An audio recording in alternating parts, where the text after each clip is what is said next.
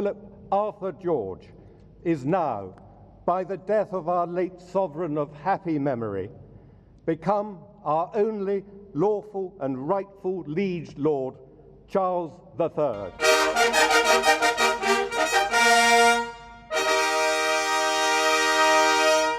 It is my most sorrowful duty to announce to you the death of my beloved mother, the Queen.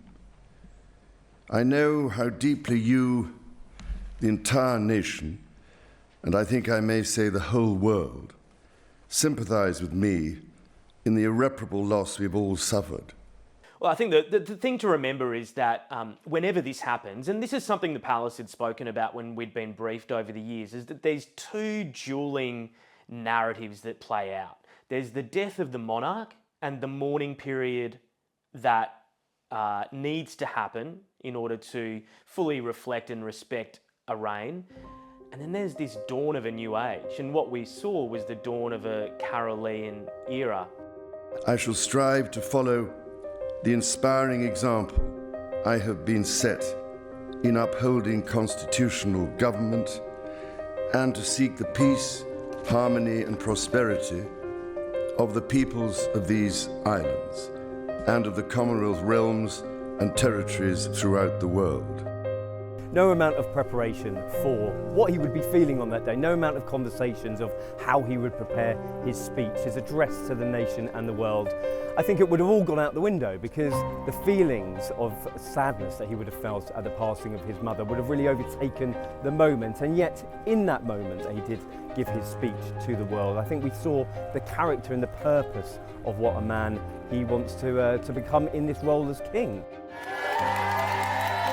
The thing that struck me is that 24 hours after his mother had died, Charles was in London, where he needed to be as the new king. And he was embracing the people, and the people were embracing him. Oh, I'm going to take that kiss forever. I kissed his hand as well. It was impulsive. Kissed the king's hand. Keep in mind that he had just lost his mother. He was mourning the loss of his cherished mother, and then was out and about outside Buckingham Palace, shaking hands, being kissed by people, greeting people, speaking with people, with Camilla by his side. He's stopping. Camilla is getting out of the car right now. The king is getting out of the vehicle right now. They're going to do a walkabout.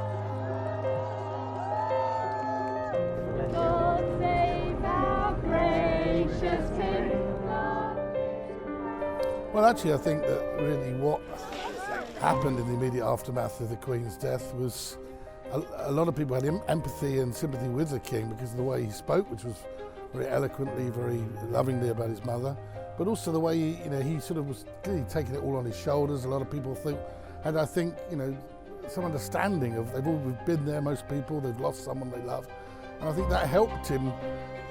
The way that the people responded to him helped him. I think he was touched by the response he got. And if you think about it, you are appointed to that position the very second that the previous monarch dies. So you take it on immediately.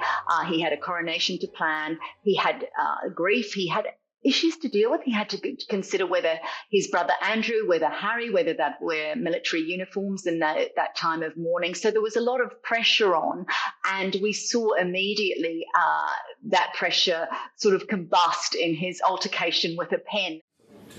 Oh God, I hate this. Oh look, it's going everywhere. So nobody got it. Where is the land? Oh look, it's everywhere. Can't bear this bloody thing.